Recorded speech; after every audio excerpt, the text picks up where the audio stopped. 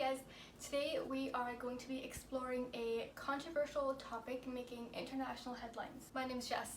I make mental health and wellness videos here on YouTube. Currently I'm in the process of completing my degree in clinical social work, and I aspire to be a registered and licensed counselor and therapist. Make sure you guys hit that subscribe button and ring that notification bell so you can join me on my journey until the very end to find out how to enter my giveaway valued at $500.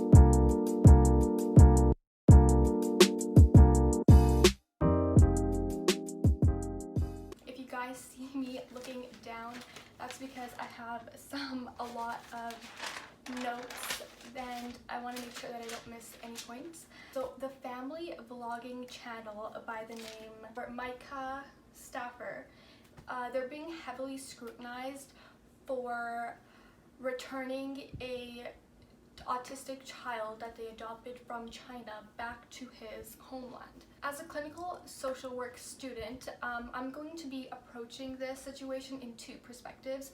One, as a audience member like many of you, the viewers, and two, as more in a professional social work kind of manner.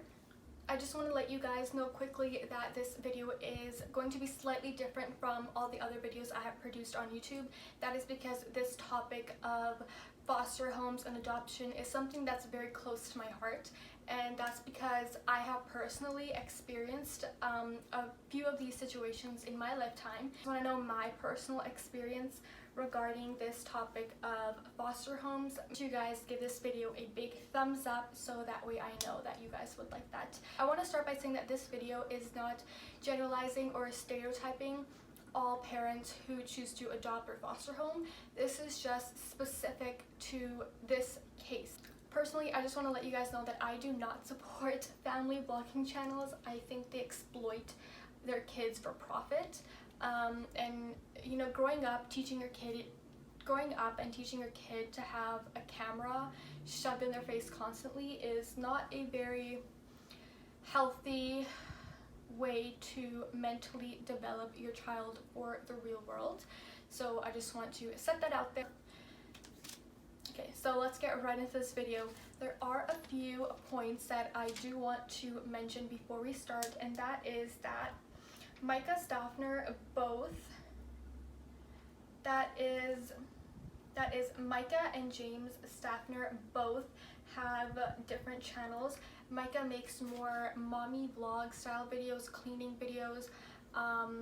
They're very like children oriented, and James makes videos on, and the husband James, he makes videos on car detailing and cleaning, and it has a very successful YouTube channel. It's almost at 1 million subscribers, so you know, it is a very popular channel, so therefore it's racking in a lot of income. And the third channel that they have is a family vlogging channel, which recently they took down all their videos on that channel, which I thought was quite odd.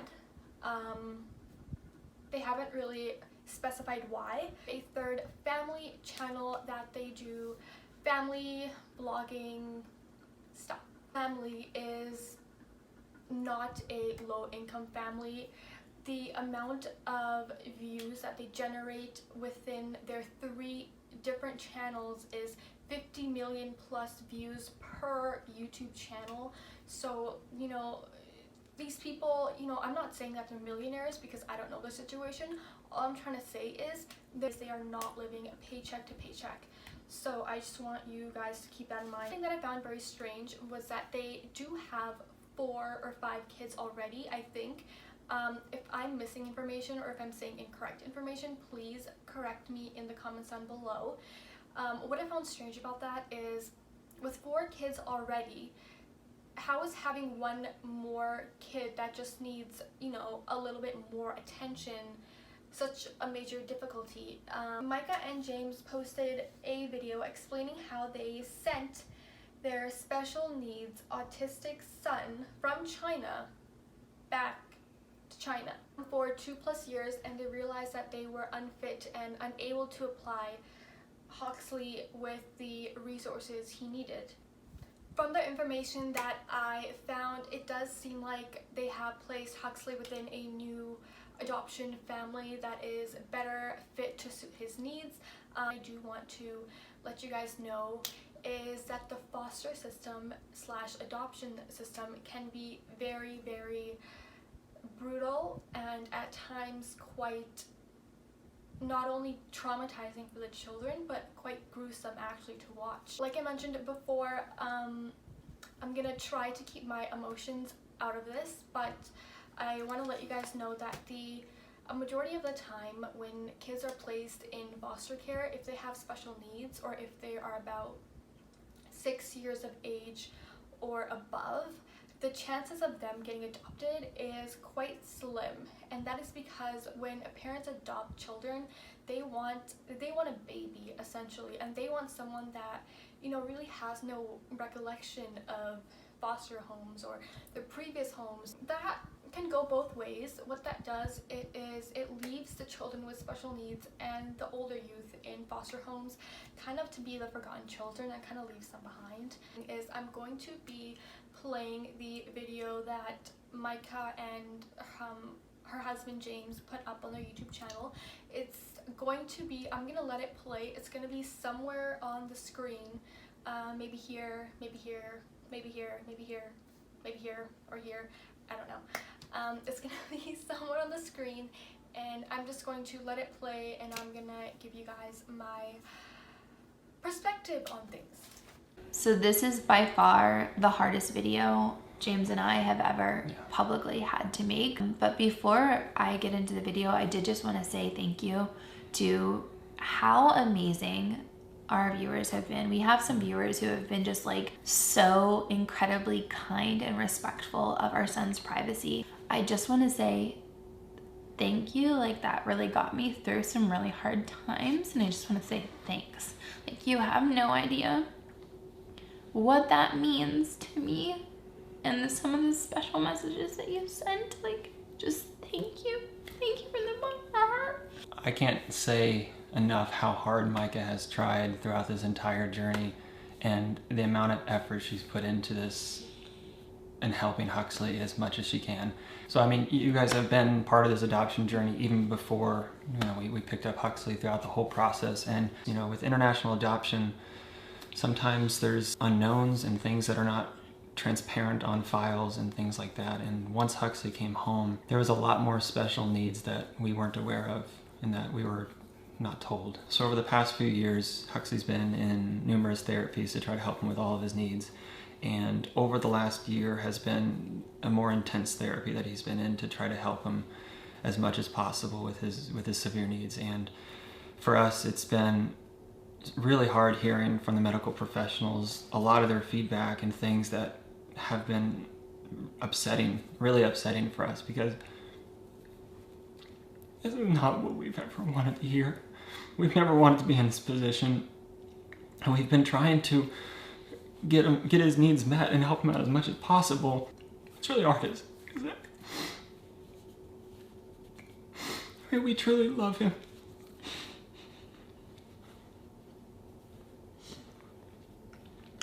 There's not an ounce of our body that doesn't love Huxley with all of our being. There wasn't a minute that I didn't try our hardest. And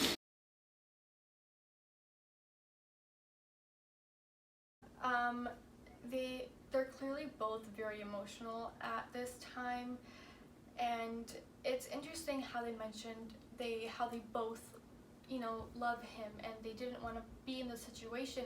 But if you really truly did love your child that was special needs and internationally adopted, you wouldn't just give him up when you can't handle it. You would keep working at it because, you know, as I don't know where these people live, I'm just gonna assume they're American. So as Americans, I think, you know, they have a pretty good insight on how foster systems work in America, and it's not any better in China, especially for special needs, and you're around the age of 6, 7, you know, whatever age she is, it doesn't really matter. Say is that after multiple assessments, after multiple evaluations, Numerous medical professionals have felt that he needed a different fit and that his medical needs, he needed more. We haven't made this video yet. It's because we've been trying to protect his privacy, his rights, and also just try to not mess up his future. But right here really quick, I quickly want to mention how they said they want to respect Huxley's privacy.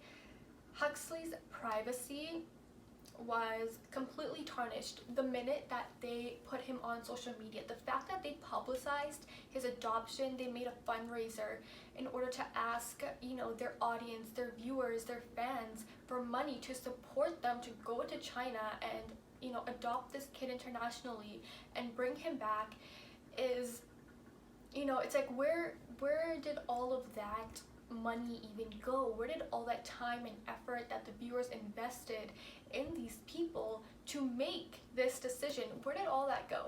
Mess up his future that was laid out in front of us. We're trying our best to make sure we don't impact that at all by making this video. And then clearly these are not low-income families. Okay, these vlogging family channels, they make a large amount of money. They already have 4 children and they feel unfit to take care of someone with special needs 2 years later. They realize this. You know, this is where it's not making sense because, you know, it's like getting a puppy. Like adopting a puppy with, you know, special needs. You go, you fill out the adoption papers, you do the whole shebang, and you come home and 2 weeks later you realize, oh, this is a lot more work than I thought. I don't think that I could meet this puppy's needs, so therefore I'm gonna have to reconsider my situation and try and use the resources I have and the shelters that, you know, provided me with these resources, and, you know, try my best, at least make an attempt. Okay, and if that doesn't work, because you just still got the puppy, to give it back to the shelter is completely fine. You know, that shows a lot of courage and respect, because that says, you know, I cannot give this puppy the best life he deserves, so therefore I am going to be bringing him back so a better family might be able to find him.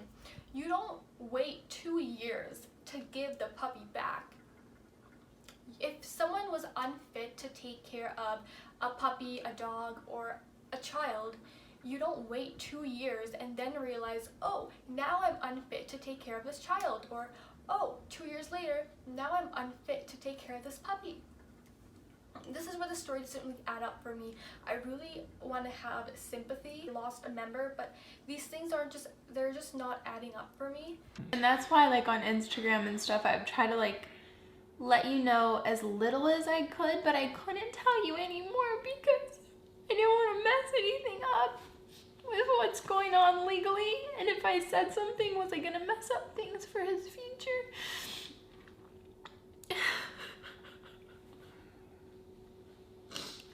And it's just been a really hard place to be in, like, because you're grieving, I want to share with you guys, like, I know deep down inside that I don't have to say anything, like, I don't have to say this, I don't have to, but I want to, like, I want to tell you, you guys have been there for us for so much, and I want to fill you in on what's going on and what hard, like, do I feel like a failure as a mom? Like, 500%.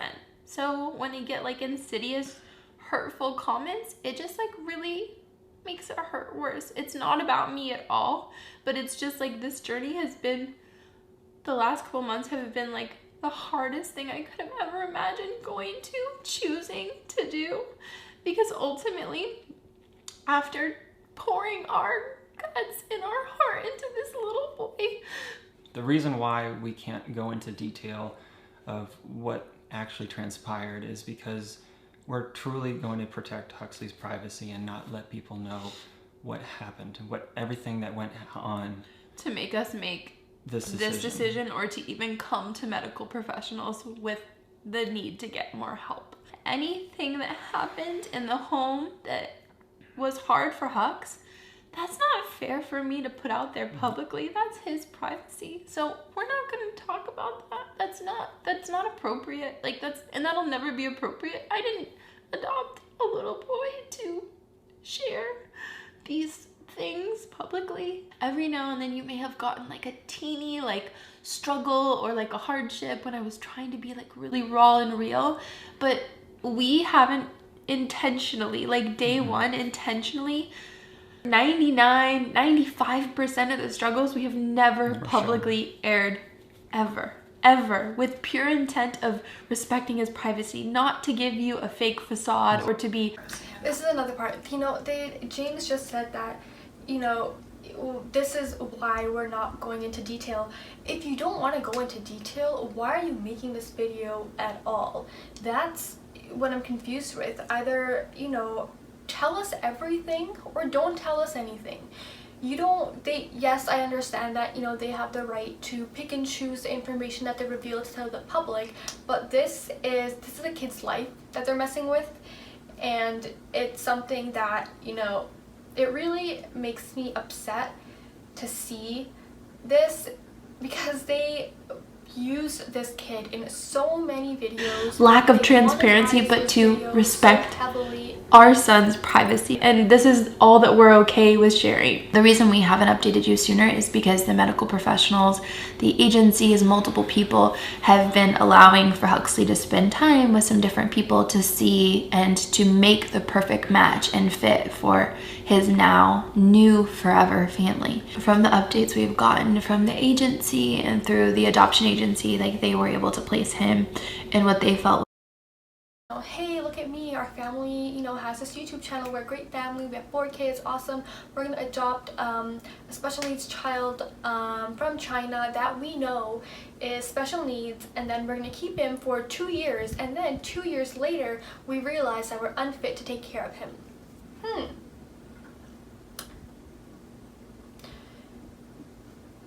If that doesn't raise any eyebrows, I really don't know what to say. You know, understand their perspective as well. You know, they felt as if they were unfit, and I hope they made the decision that they thought was in the best interest of Huxley. And you know, he's in a better adoptive family now that is better suited.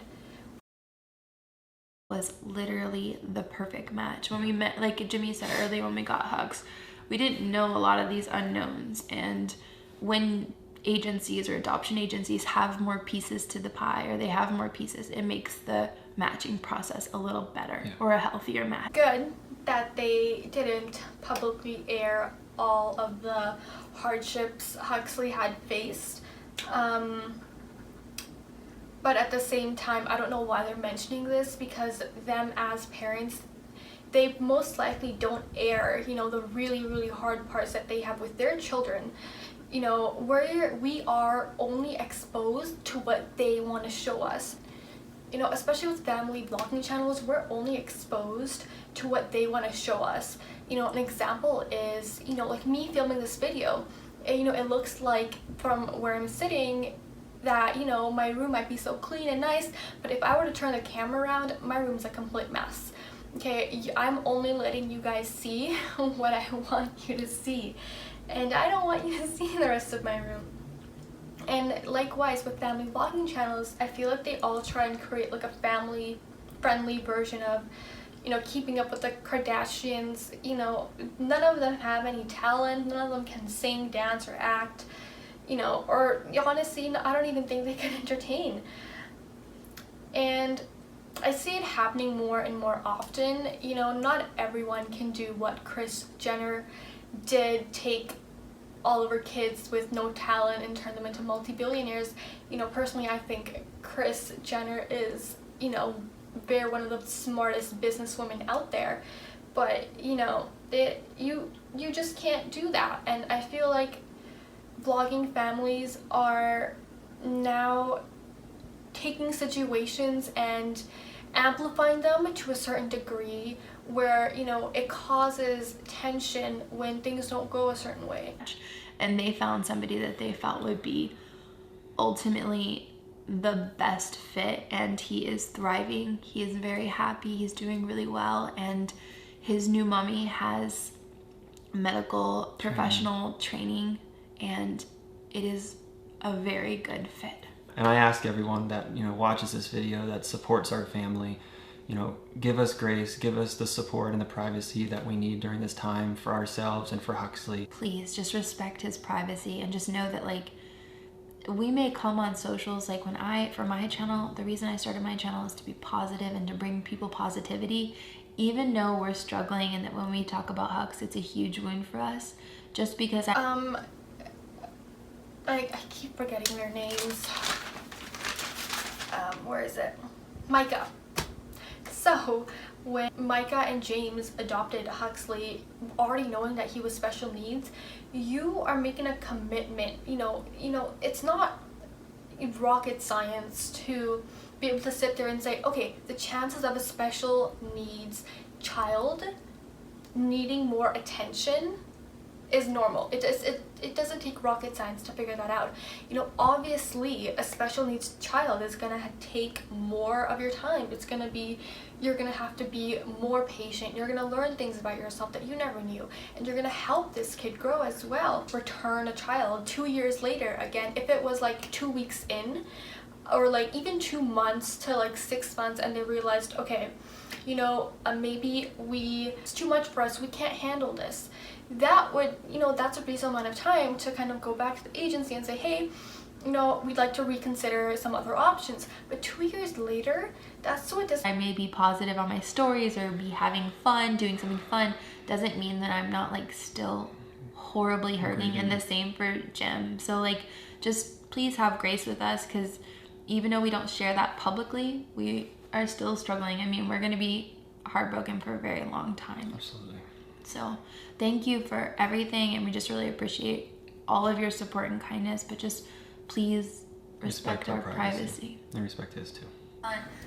This is another problem. They just used a child and they played with his life, and now they're essentially saying, hey, if you see me on social media smiling and being happy and having fun, that doesn't mean that I'm not grieving for this child that I just sent back. This major happens when you lose someone of your family. That grieving process, is extremely long. I wouldn't be going on social media pretending to be happy and excited, a few days after I just sent my adopted son back to a place that I adopted him from. I would be doing anything and everything in my power that, I could help him. I would, offer to, start like a scholarship fund. I would offer to, pay for some of his tuition, do something. At the end of the video, my final thoughts would be, from an audience perspective, I respect these people for taking the initiative to adopt someone overseas, especially with going into that situation knowing that that person is special needs. It takes a lot of courage and a lot of strength as parents to take on that challenge. From a social work student perspective, again, these situations, adopting a child, it takes a lot of courage and strength, and it takes even more courage and strength to sit down with yourself and say, I am not able to give this child the life that he deserves. And it's very, very difficult, I'm sure, for them as parents, especially considering that they have 4 kids already. Sitting down and saying, we don't have the resources to give this kid a better life, and so therefore we're making this decision to bring him back to the agency so he can find a better family. That is a better option rather than, keeping Huxley and just kind of trial and error and trying our best and see how it goes. And, it may turn out it may turn out positive. It most likely will turn out negative, but I think they made the right decision. To wrap this up really quick, I think this is a very strong family, and I think that they can get through this, and best of luck to them. So once we hit 1,000 subscribers, I will be giving away anything you guys like valued at $500 or less. So to enter this giveaway, all you have to do is 1, subscribe down below to my YouTube channel. The thing you have to do to enter this giveaway is comment down below what you guys learned from this video.